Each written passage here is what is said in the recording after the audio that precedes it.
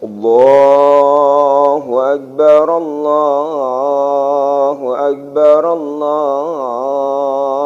Akbar, Allahu Akbar, Allahu Akbar, Allahu Akbar, Allahu Akbar, Allahu Akbar, Allahu Akbar. La ilaha illallah, wallahu akbar, Allahu akbar, walillahil hamd. Alhamdulillah, nahmaduhu wa nasta'inuhu wa nastaghfiruh wa na'udzu billahi min syururi anfusina wa min sayyiati a'malina. Man yahdihillahu fala mudilla lahu wa man yudlil fala hadiya lahu. Asyhadu an la ilaha illallah wahdahu la syarika lahu wa asyhadu anna Muhammadan abduhu wa rasuluhu la nabiyya ba'dah. Allahumma salli ala sayyidina wa maulana Muhammadin wa ala alihi wa ashabihi ajma'in. Amma ba'du, faya ibadallah, ittaqullaha haqqa tuqatih, wa la tamutunna illa wa antum muslimun. Faqala Allah Ta'ala fi kitabihil karim, na'udzu billahi minasy syaithanir rajim. Bismillahirrahmanirrahim. Bala man aslama wajhahu lillahi wa huwa muhsin falahu ajruhu 'inda rabbih wa la khaufun 'alaihim wa la hum yahzanun. Shadaqallahu nazim. Firman Allah di dalam surah Al-Baqarah, surah nomor 2, ayat 112, yang artinya adalah tidak demikian. Barang siapa yang dirinya Islam, menyerahkan diri dengan segala ketentuan aturan Allah, dan disertai dengan perbuatan amal soleh, maka baginya mendapat balasan pahala dari Tuhannya. Dan tidak ada rasa ragu dan takut pada dirinya, dan tidak pula larut dalam suasana duka cita. Al-Quran surah Al-Baqarah ayat 112. Masyarul muslimin wal muslimat, sidang Idul Adha rahimakumullah. Semalam peristiwa berkumpulnya umat Rasulullah yang beriman di Padang Arafah menguatkan bahwa umat Islam itu adalah ummatan wahidah, umat yang satu, dan dipastikan dengan memunajatkan doa-doa apapun yang disesuaikan dengan tuntunan syariat, doa itu pasti diijabah. Dengan syarat supaya tidak gagal paham dan kemudian buruk sangka kepada janji Allah. Saya sudah berdoa berangkat ke Tanah Suci beberapa tahun yang lalu, bermunajat ini itu, tapi hasilnya belum ada. Sehingga goyang keimanan kita dalam hati, lalu timbul buruk sangka kepada Allah sesuai dengan perjalanan takdir yang dijalaninya. Keliru. Paling tidak ada pencerahan, tip tuntunan dari Allah bagaimana atau apa syarat untuk bisa dikabulkannya doa. Dalam surah Al-Baqarah ayat 186, syarat dikabulkan doa itu 2. Kata Allah begini, Bismillahirrahmanirrahim. Iza sa'alaka ibadi anni fa inni qarib. Jika ada yang bertanya, sesungguhnya aku ini dekat, kata Allah. Aku ini dekat. Ujibu da'watad da'i iza da'an. Aku pasti, ujibu itu berbentuk fi'il mudhari. Kata kerja yang bisa terjadi sekarang dan akan datang. Akan datang tentu dalam arti relatif, dekat, menengah atau jauh. Tapi pasti. Saya ulangi, ujibu da'watad da'i iza da'an. Aku pasti atau aku akan, bahkan sedang, orang-orang tertentu langsung doanya diijabah, mengabulkan doa-doa orang yang bermohon bila mereka itu berdoa. Syaratnya, falyastajibuli, maka jalankan semua seruan dan perintahku. Wal yu'minu bi, dan benar-benar beriman kepadaku. La'allahum yarsudun, agar mereka benar menempuh jalan hidup yang lurus. 2 syarat. Pertama, ilmu dapat, ini perintah, jalankan. Ilmu dapat, pencerahan dalam membentuk mindset berpikir, dalam menyikapi apapun masalah, larangan, tinggalkan.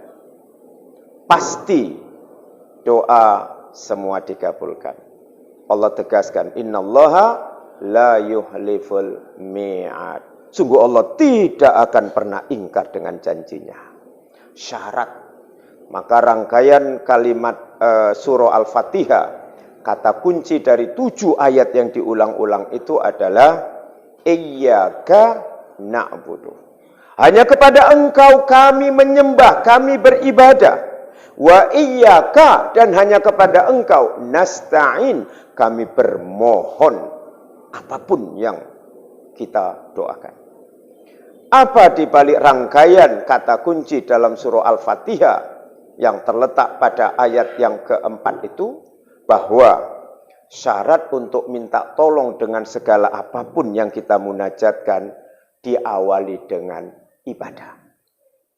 Diawali dengan menyembah atau sholat, itu salah satu dari bentuk ibadah dan bahkan kunci dari semua amal ibadah yang ada. Kata Rasulullah, inna awwalu ma yuhasabu ba'da yaumal qiyamati sholatu. Sungguh amal ibadah pertama nanti yang diperiksa Allah di hari kiamat adalah sholat. Bukan yang lain. Bukan haji, bukan umroh, bukan baca Quran, bukan puasa. Ya, itu semua amalan yang sangat baik. Tapi yang kunci utama adalah sholat. Fa'in kubilat wa tukubila syairu amali. Maka bila sholatnya dijaga, terkabul dalam arti dijaga ketika hidup 5 kali sehari semalam yang wajib, maka amalan lainnya juga akan diterima. Wa iruddat, tertolak, enggak jaga sholat ketika hidup saat ini 5 kali sehari semalamnya, rudda syairu amali. Tertolak semua amalan-amalan kalau sholat 5 waktunya tidak terjaga. Tentu kata kunci menegakkan sholat itu adalah bukan sholat sendirian di rumah. Enggak laku. Qala Rasulullah, man sami'ani da'a, barang siapa yang telah mendengar seruan azan, la ya'tihi, dia tidak mendatangi tempat sholat berjemaah, maksudnya masjid atau musola, fala sholatalahu, tidak ada sholat baginya. Sebagian besar mufassirin hadis mengatakan fala sholatalahu, tidak, maka tidak sah sholat kalau tidak berjemaah. Tapi karena Islam itu la ikra'a fiddin, tidak ada paksaan dalam agama, dalam fikih kita kenal rukhsah, keringanan dalam konteks siapa sebenarnya yang enggak harus pergi ke masjid, illa min uzur, dalam hadis itu. Kecuali orang-orang yang uzur. Dalam hadis itu 3 faktor penyebab ukur. 1, lanjut usia. Sehingga fisiknya lemah dan mungkin tidak kuat untuk berangkat ke masjid atau musola. 2, penyakit permanen. 3, ancaman nyawa dan keamanan. Boleh mereka tidak harus mutlak ke masjid, boleh di rumah, dan boleh tidak harus tepat waktu. Dalam 3 pengecualian yang dimaksud oleh hadis riwayat Bukhari tersebut. Allahu Akbar, Allahu Akbar, Allahu Akbar, walillahil hamd. Kemudian dalam konteks hari raya kurban Ya, Idul Adha itu identik dengan kurban. Tentu bagi mereka yang tidak berkemampuan berangkat haji. Apalagi sudah 2 tahun terakhir, kondisi negeri yang dinyatakan oleh sekretaris BKM tadi, sama-sama kita tahu. 1 tahun 7 bulan, atau 7 bulan kurang lebih, kondisi negeri yang tidak menentu ini menjadi renungan dan iktibar bagi kita, apa di balik COVID-19 ini. Karena dampak sosial, ekonomi, bahkan politik sungguh memang terasa. Jangan kita menerima informasi yang bersifat provokatif. Apalagi medsos yang penuh dengan berita-berita hoak. Lebih banyak berita hoaknya di media sosial. Sebagian berpikir bahwa ya, virus ini benar adanya yang berasal dari Wuhan, RRC Tiongkok. Sebagian berpikir masih menimbulkan tanda tanya besar. Tapi fenomena yang bisa kita lihat real dalam fenomena kehidupan bermasyarakat dan bernegara, bukan hanya dalam skala nasional di Indonesia, bahkan di belahan bumi negara lain, memang kita temukan fenomena itu. Zaman Rasul ini namanya ta'un. Ta'un ini penyakit wabah yang menular, zaman Rasul memang sudah pernah ada. Terbukti dengan bertambahnya korban-korban yang tewas. Terlepas ada pandangan-pandangan, dugaan-dugaan yang tanpa bukti dan data, apakah penyakit ini pandemi direncanakan, penuh dengan rasa, atau mungkin dimanfaatkan untuk kepentingan kelompok-kelompok elit tertentu, kita tidak bisa menyimpulkan itu. Cukup ketajaman nalar daya berpikir Dika dan diasah dengan kekuatan mata batin dengan amalan-amalan, insya Allah kita tahu apa semua di balik virus COVID-19 ini. Yang pasti, virus itu ada.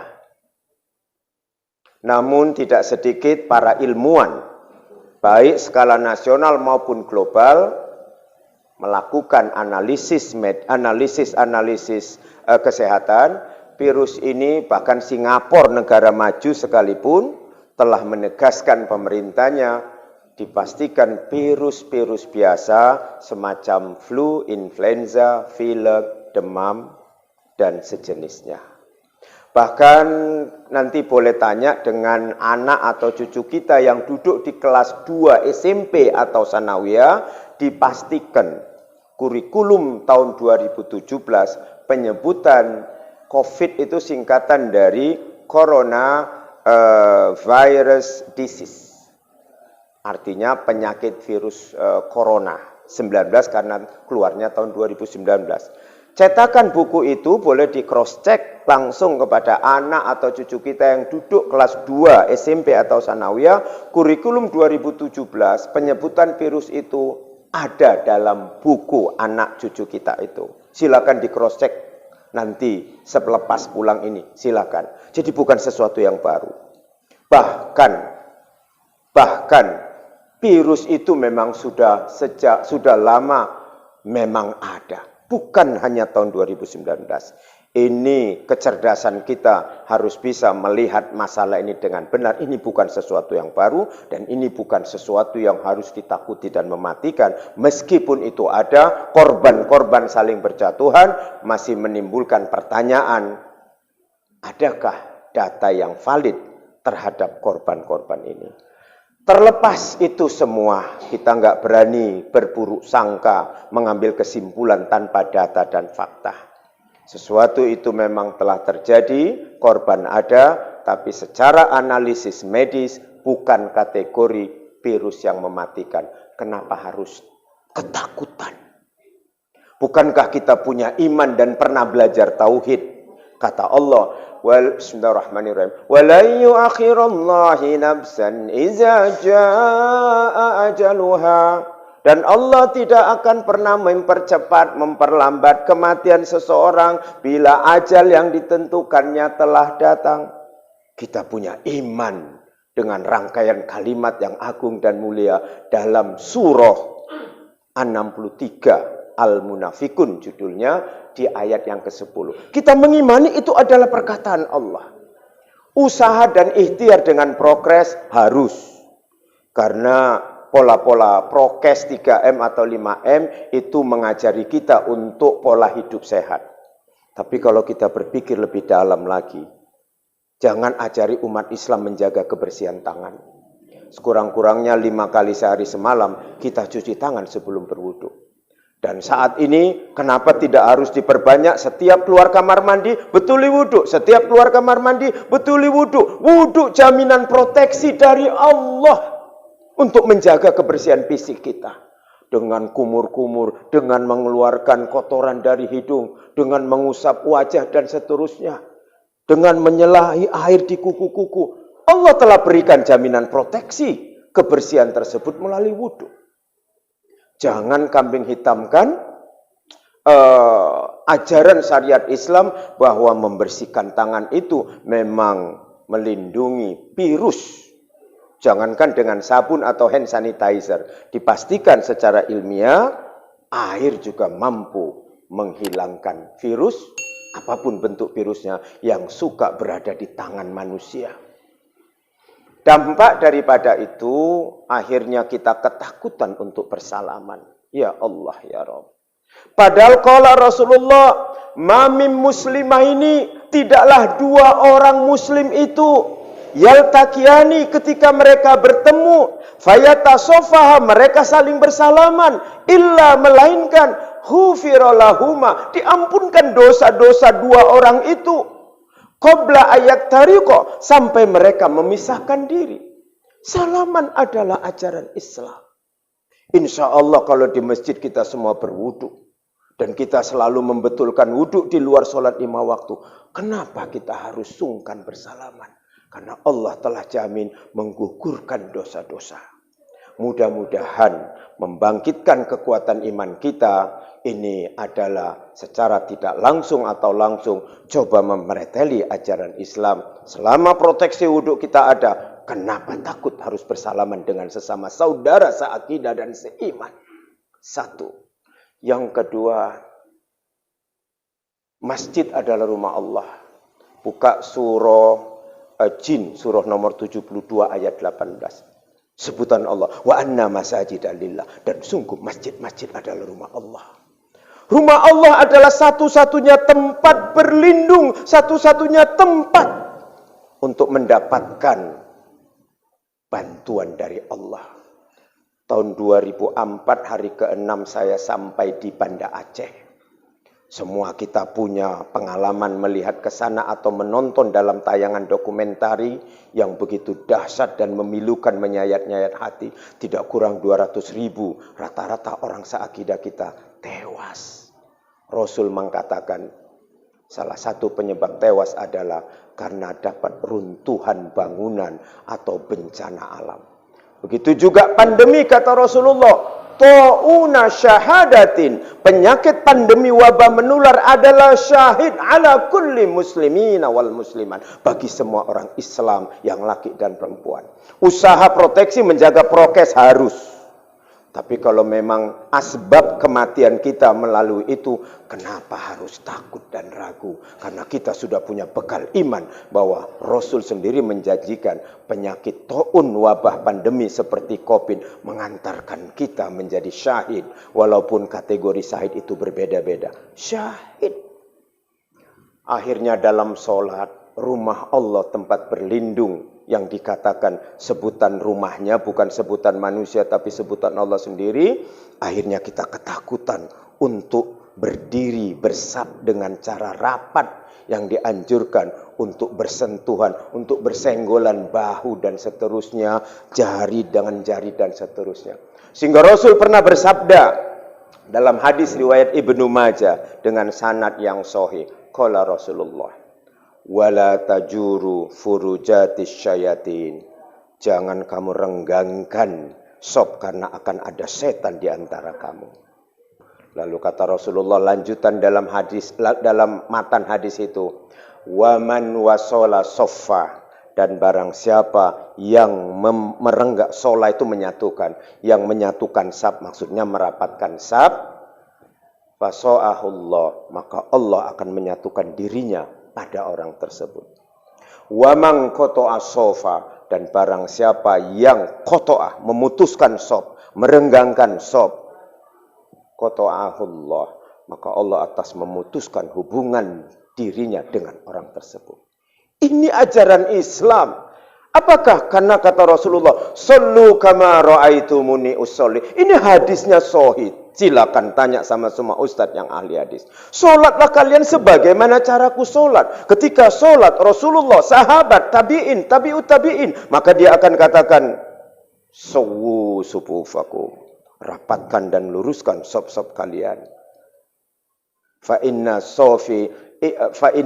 sofa, sesungguhnya merapatkan sop itu tamamis sholah, bagian daripada kesempurnaan sholat. Kenapa kita harus diatur oleh manusia untuk ketentuan sholat, sementara standar aturan itu sudah ada? Allahu Akbar, Allahu Akbar, Allahu Akbar, walillahil hamd. Nah, kemudian yang terakhir, hari ini kita juga sinyalnya sudah mulai, kesannya seakan-akan kita sudah mulai takut mendatangi rumah Allah. Seakan-akan ada larangan, jangan kalian ke masjid, kalian akan menimbulkan kerumunan. Kalau memang itu pertimbangannya, seharusnya juga ada seruan. Hai para narapidana yang ada di penjara, jangan kalian berada di sini. Kalian jangankan rapat-rapat duduk, tidur pun kalian saling tumpang tindih. Sudah menjadi rahasia umum bagaimana kehidupan rapatnya ratusan narapidana yang berada di penjara. Dan yang kasat mata, ribuan manusia senantiasa berada di pusat pasar dan pajak. Kalau tidak ada keramaian ribuan manusia, pasti kita mati karena kita tidak bisa beli belanja apapun. Kenapa harus rumah Allah aja yang harus dipersoalkan? Begitu jauh lebih banyak manusia berada di pusat pasar yang jamnya itu, jam tayangnya berpuluh-puluh jam mereka berada di sana. Kalaupun kita sholat, paling juga 15 menit kita akan tinggalkan rumah Allah ini. Kenapa harus Islam terus yang diributi? Maka buka Al-Quran surah Al-Baqarah 114. Adakah fenomena kelompok-kelompok tertentu ingin menjauhkan orang beriman dari rumah Allah? Al-Baqarah 114. Silakan cross check di rumah. Bismillahirrahmanirrahim. Wa man nazlamu mimman mana masajidallahi an yuzkara fiha ismuhu wa sa'a fi kharabiha. Dan siapakah kelompok manusia yang lebih zalim? Karena mereka menghalang-halangi orang beriman mendatangi masjid untuk menyebut dan memuji nama Allah. Bahkan mereka ingin merubuhkan itu masjid. Al-Baqarah 116. Ulaika ma kana lahum an yadkhuluha illa khaifin. Mereka orang beriman yang mau datang ke masjid akhirnya merasa takut. Lahum fid dunya hizyun. Mereka yang coba bekerja sama ingin menjauh-jauhkan orang beriman dengan masjid, hidupnya di dunia pasti akan dihinakan. Walahum fil akhirati azabun azim, dan nanti di akhirat akan merasakan azab yang pedih. Siapa kelompok elit pihak tertentu yang coba menghalang-halangi? Usirlah orang di pajak yang jumlahnya ribuan itu, kalau memang mau mempercepat kematian terhadap rakyat pribumi ini. Kenapa kita harus disuruh tetap tinggal di rumah? Sementara tidak ada, nyaris tidak ada bantuan. Kalau ada bantuan, enak kita tinggal di rumah. Suruh apa kita di rumah? Kenapa anak-anak kita tidak boleh sekolah lagi? Ada apa di balik ini semua? Hidup makin miskin dan menyusahkan. Kalau memang COVID-19 ini terinspirasi dengan pemanfaatan situasi kepentingan sosial politik, ya Allah, segeralah berikan kesadaran bertaubat pihak-pihak elit pengkhianat bangsa agama untuk kembali sadar membangun semangat cinta NKRI, cinta Pancasila. Karena yang real di atas mata kepala kita dan kita saksikan dalam tayangan media yang terbuka, kurang lebih 1 tahun yang lalu, sedang ada upaya atas nama konstitusional berdasarkan sistem demokrasi yang ada. Bagaimana sekelompok besar yang ada di gedung parlemen itu ingin menukar ideologi Pancasila yang merupakan warisan 4 ulama besar tanah air dan 4 ulama nasional muslim tanah air, 1 tokoh Kristen Maramis yang telah menghasilkan Pancasila sebagai perisai persatuan dan kesatuan. Ini harus kita jaga. Demi Allah, dari 3 ideologi dunia yang ada, kapitalis dengan pelopor Amerika dan sekutunya Eropa, sosialis dengan Eropa Timurnya, komunis dengan Rusia dan RRC sebagai dedengkotnya, hanya ideologi komunis yang tidak menginginkan orang menjadi soleh dan yakin kepada Tuhannya. Karena komunis adalah kakak kandung daripada ateis. Tidak boleh orang bertuhan. Sehingga di RRC dan Tiongkok dipastikan utamanya adalah habisi umat Islam.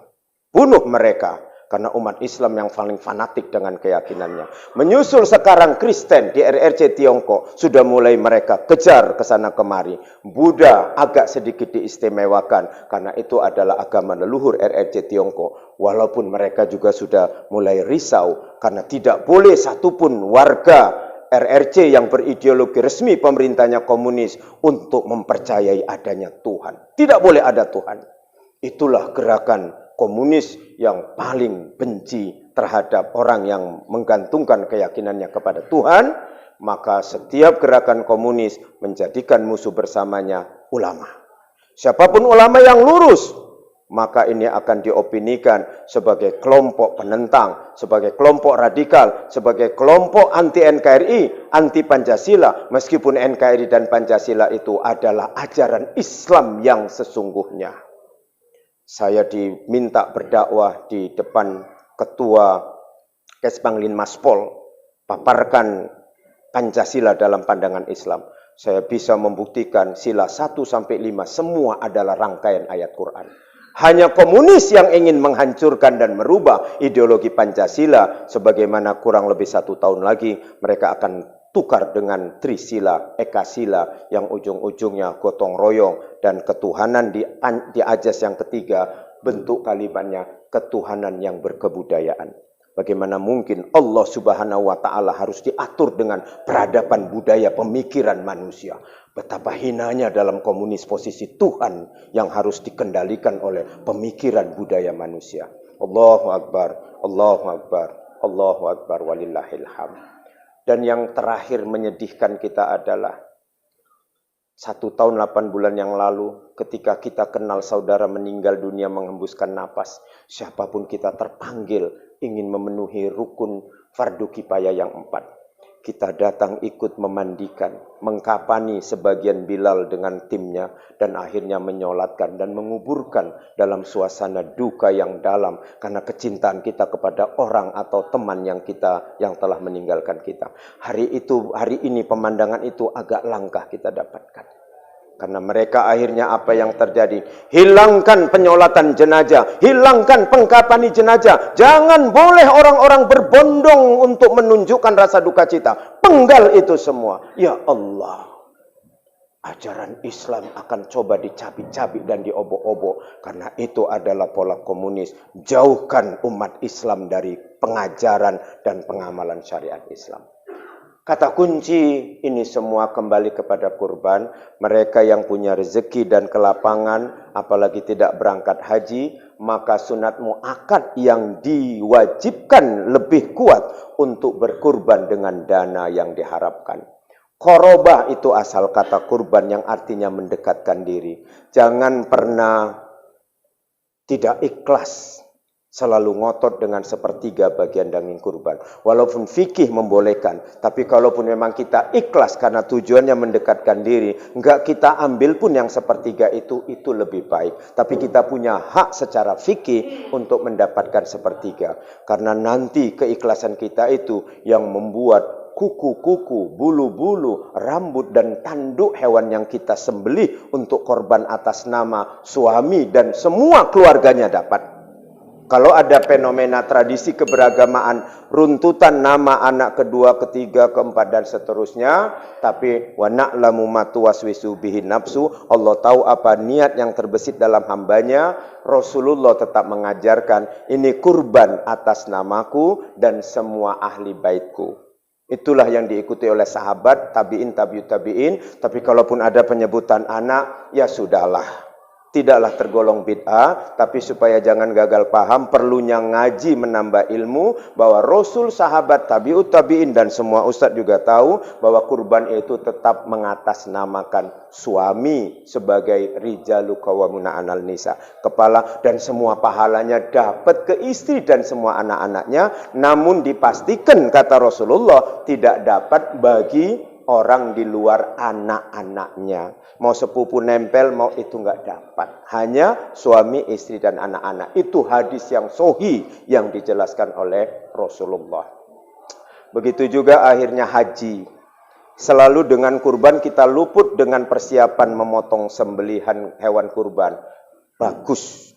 Karena tidak ada amalan yang terbaik di hari kurban tasyrik sampai 3 hari berturut-turut setelah 10 Zulhijjah sampai 13 Zulhijjah kecuali amalan kurban.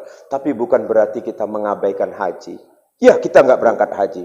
Tapi satu pelajaran haji yang maha besar adalah jangan pernah mau dipecah belah. Karena haji adalah wujud bagaimana persatuan ukhuwah Islamiyah. Beda bangsa, kita membaur dalam satu lautan manusia dengan menggunakan pakaian ihram yang sangat sederhana. Kita tak peduli siapa presiden, siapa raja, siapa petani, siapa buruh kasar, membaur dengan semangat ukhuwah dan persatuan. Pelajaran ini yang harus kita ambil, karena lagi-lagi pola komunis tetap diwarisi, terinspirasi dari pola Belanda yang melemahkan semangat kita berjuang membela NKRI dan Pancasila karena sukanya kita berpecah belah. Catatan miris, tidak sedikit masjid selalu ada gonjang-ganjing pengurusnya. Untuk apa mereka datang ke masjid? Untuk membersihkan hati. Kalau penyakit hati nggak bisa keluar dari dalam dadanya. Kenapa harus terjadi curiga, rasa benci, pada rasa buruk sangka, kemudian timbul fitnah. Sehingga rumah Allah menjadi tempat bercokolnya orang-orang berpenyakit hati. Betapa kemunafikan kita tidak bisa kita tutup-tutupi. Datang ke masjid membersihkan hati, tapi muncul penyakit-penyakit hati yang membuat hidup tidak nyaman. Oleh karena itu semua harus kita mulai dari masjid. Pelabuhan awal dan akhir umat Islam ada di masjid rumah Allah ini. Jangan pernah takut, karena masjid adalah rumah Allah. Tidak akan pernah kita tinggalkan dalam kondisi apapun, insya Allah. Dalam surah At-Taubah ayat 18, 5 syarat orang yang cinta masjid alias badan kemakmuran masjid. Innama ya'muru masajidallahi man amana billahi wal yaumil akhir wa aqama sholah wa tazaka. Ciri-ciri orang yang cinta memakmurkan masjid BKM dengan jemaah-jemaah yang aktif sholat di dalamnya. 1, imannya pada Allah benar. 2, yakin ada hari pembalasan akhirat. 3, tetap jaga sholat di sini kecuali ada uzur tadi dalam hadis. 4, kalaupun bayar zakat, bayar kurban, fitrah dan mal, silakan di masjid yang tempatan bersangkutan. Yang terakhir berat untuk kita terapkan. Walam yahsya illallah. Orang-orang pecinta masjid tidak pernah takut kepada siapapun dan pihak manapun kecuali takut pada Allah. Termasuk tidak takut kepada virus corona yang terlalu dibesar-besarkan, yang terkesan memberikan teror kepada rakyat, padahal virus itu kategorinya virus yang biasa-biasa dan sederhana saja.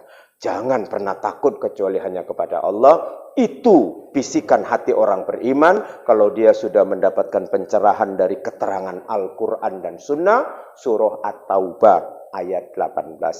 Allahu Akbar, Allahu Akbar, Allahu Akbar, walillahilham.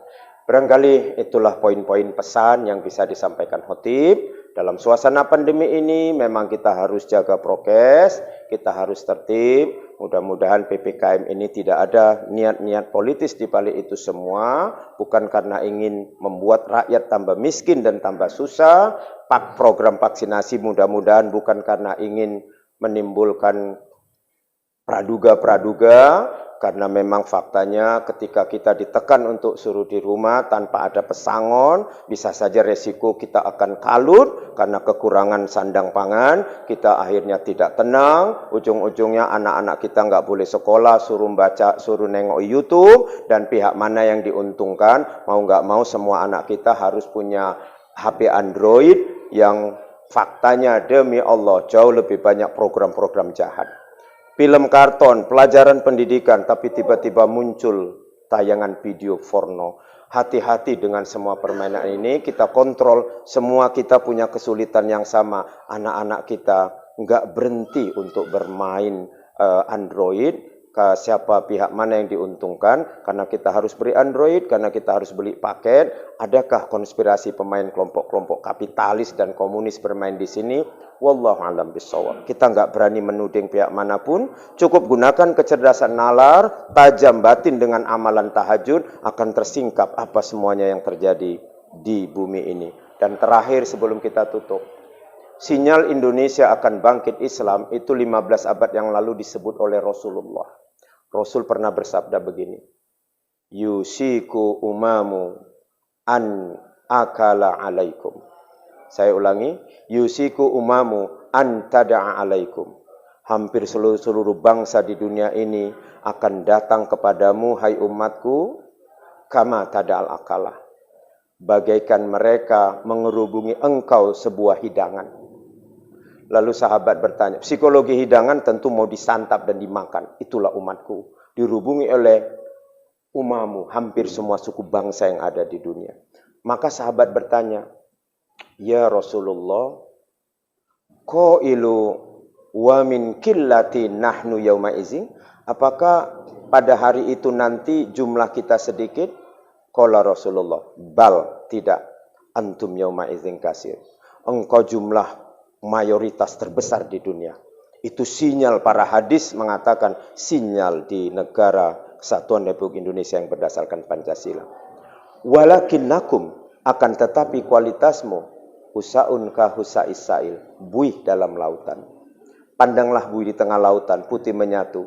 Ketika ombak datang menerpa, kiri kanan muka belakang, siapakah ombak-ombak yang datang menerpa buih? Itulah Zionis, itulah Yahudi, itulah Salibis, itulah Syiah, itulah komunis. Belum lagi gerombolan orang Islam yang munafik, yang bencinya terhadap ulama, terhadap umat Islam. Mereka menyerang buih, maka buih itu berpecah belah. Lalu akhirnya Rasul mengatakan, fi kulubikum, dikarenakan dalam hatimu, hai umatku, hubbud wahan, ada wahan. Mal wahan, apa wahan? Hubbud dunya wa karahiyatul maut. Jujur kita semua terlalu cinta dunia dan takut akan kematian. Dengan virus pun kita takut mati, walaupun iman kita mengatakan kematian itu sudah digariskan. Kapan dan di mana, semua Allah telah gariskan. Allahu Akbar, Allahu Akbar, Allahu Akbar, walillahil hamd. Barakallahu li wa lakum fil Qur'anil azim wa nafa'ani wa iyyakum bima fi minal ayati wa zikril hakim. Wa taqabbalallahu minna wa minkum tilawatahu. Innahu huwa syami'ul alim wa qur rabbi fir warham wa anta khairur rahimin.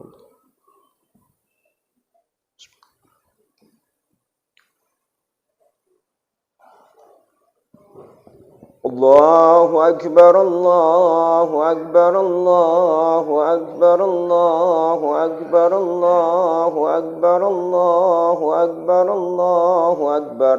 La ilaha illallah, wallahu akbar, Allahu akbar, walillahil hamd. Alhamdulillahi bari'u raful jawad. Allazi jalat ni'amuhu 'anil ihsya'i bil 'adad. Al-mani bilutfi wal irsyad, al-hadi ila sabili rasad, al-muwafiqi li tafakuhi fid din lil ibad. Ashhadu an la ilaha illallah wahdahu la syarika la, wa ashhadu anna Muhammadan abduhu wa rasuluh. Wa sallim tasliman katsira kama amar. Fa ya ayuhan nas ittaqullaha fima amar. Wantahu amanahakum wa hazara la'allakum tuflihuna yaumal mahsyar. Faqala Allah Ta'ala fi kitabil karim, bismillahirrahmanirrahim, innallaha wa malaikatahu yusalluna 'alan nabi, ya ayyuhalladzina amanu sallu 'alaihi wa sallimu taslima. Wardallahu man kulli sahabati wa qarabatihi li Rasulillah sallallahu alaihi wasallam. Khususon li Sayyidina Abi Bakri wa Umar wa Utsman wa Ali radhiyallahu anhum ajmain. Allahumma ghfir lil muslimina wal muslimat wal mu'minina wal mu'minat bi rahmatika ya arhamar rahimin. Allahumma ij'al fi qulubihimul imani wal islam wa uzihum ayyufu ala ahdika allazi ahadata ilaihim waj'alna minhum wa'tina fi daulatil islam. Rabbana atina fid dunya hasanah wa fil akhirati hasanah wa qina adzabannar. Walhamdulillahi rabbil alamin. Ibadallah, innallaha ya'muru bil adli wal ihsan wa itaizil qurba wa yanha 'anil fahsya'i wal munkar wal baghi ya'izukum la'allakum tadhakkarun wa zkurullahal azim yazkurkum was'aluhu min fadli yu'tikum wa la zikrullahi akbar. Allah